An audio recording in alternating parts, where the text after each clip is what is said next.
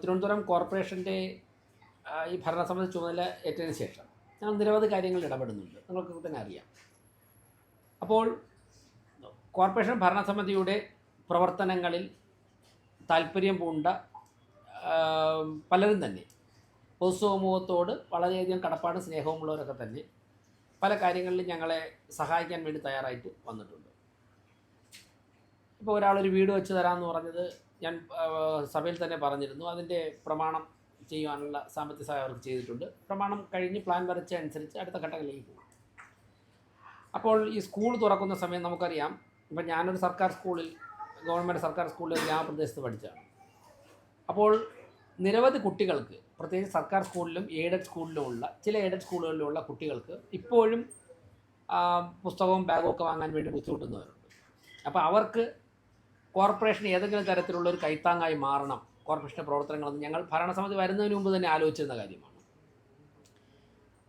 ഈ ജൂൺ മാസം സ്കൂൾ തുറക്കുമ്പോഴേക്കും തിരുവനന്തപുരം കോർപ്പറേഷനിലെ ഗവൺമെൻറ് സ്കൂളുകളിൽ നിന്നും ചില എയ്ഡഡ് സ്കൂളുകളിൽ നിന്നും, അത് വിദ്യാഭ്യാസ വകുപ്പ് തയ്യാറാക്കുന്ന ലിസ്റ്റ് അനുസരിച്ച് 5050 കുട്ടികൾക്ക്, ഒരു വാർഡിൽ 50 കുട്ടികൾക്ക് വച്ചിട്ട് 5050 കുട്ടികൾക്ക് ഞങ്ങൾ കിറ്റ് കൊടുക്കുകയാണ്. അതായത് ഒരു സ്കൂൾ ബാഗ്, ഹൈസ്കൂളിനാണെന്നുണ്ടെങ്കിൽ ആവശ്യമായ നോട്ട്ബുക്ക്, അതോടൊപ്പം തന്നെ ഇൻസ്ട്രുമെൻറ്റ് ബോക്സ് ഉണ്ടാവും, അതിൽ വാട്ടർ ബോട്ടിലുണ്ടാവും. ഇപ്പോൾ എന്താ, താഴത്തെ കുട്ടികൾക്ക്, ചെറിയ ക്ലാസ്സിൽ LP സ്കൂളിലെ കുട്ടികൾക്ക് വാട്ടർ ബോട്ടിൽ ഉണ്ടാവും, ഹൈസ്കൂളിലെ ടിഫിൻ ബോക്സ് ഉണ്ടാവും, അതോടൊപ്പം തന്നെ അതിൽ കുട ഉണ്ടാവും. ഇങ്ങനെ അത്യാവശ്യം കുട്ടികൾക്ക് ആവശ്യമായ സാധനങ്ങളൊക്കെ കൂടെ വെച്ചിട്ടൊരു കിറ്റ് കൊടുക്കുന്നുണ്ട്.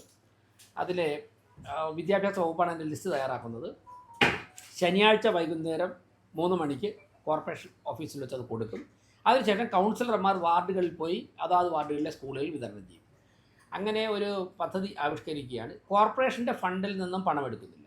കോർപ്പറേഷൻ്റെ പ്ലാൻ ഫണ്ടിൽ നിന്നോ തനത് ഫണ്ടിൽ നിന്നോ ഒന്നും തന്നെ സാമ്പത്തികം ശേഖരിക്കാതെ കോർപ്പറേഷൻ മേയർ എന്നുള്ള നിലയ്ക്ക് വ്യക്തികൾ സഹായിക്കുന്ന വ്യക്തികളുടെ കയ്യിൽ നിന്നും പണമായിട്ടല്ല, നമ്മൾ ഏത് തരത്തിലുള്ള സഹായമാണോ ചെയ്ത് ആ ഉൽപ്പന്നമായിട്ടാണ് സ്വീകരിക്കുന്നത്.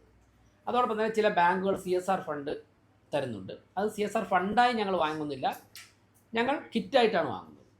ഇവിടെ പറയുന്ന എണ്ണം കിറ്റ്, അവർക്ക് എത്ര പണമാണോ തരാൻ പറ്റുന്നത് അതിനനുസരിച്ചുള്ള കിറ്റ് ഇവിടെ വാങ്ങി ഏൽപ്പിക്കണമെന്നാണ് പറഞ്ഞിട്ടുള്ളത്. അങ്ങനെയുള്ള പരിപാടികൾ ആരംഭിച്ചിട്ടുണ്ട്. അതിന് മേയർ കെയർ എന്നുള്ള പരിപാടിയാണ്, ഒരു പേരാണ് കൊടുത്തിരിക്കുന്നത്. മേയർ കെയർ എന്ന പേരിൽ ഞങ്ങൾ അർഹരായ കുട്ടികളെ സഹായിക്കുകയാണ് ചെയ്യുന്നത്. അപ്പോൾ അതിന് എല്ലാവരുടെയും പിന്തുണ ആവശ്യമാണ്.